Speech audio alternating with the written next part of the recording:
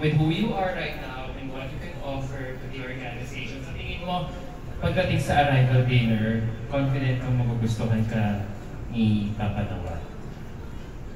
I wouldn't say confident, pero I'm hoping na sana magustuhan tayo ni Papa Nawat with the personality that I have. Kasi ang gusto kong ipakita doon, hindi yung parang another bina bida-bida.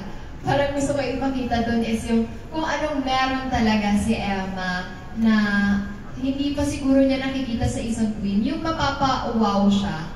Sana sa personality na ipapakita natin sa kanya. Pero makakasali lang tayo doon kung magbo-vote ang sambayanan. Di ba? Kaya yun muna yung i-hope natin na makasama tayo sa dinner. So I'm asking for your support there. Feeling ko naman kasi maganda na yung relationship ng Filipino fans and the organization. So hindi na mahihirapan mag-convince among the fashion fans themselves na to rally behind you in every activity for the competition.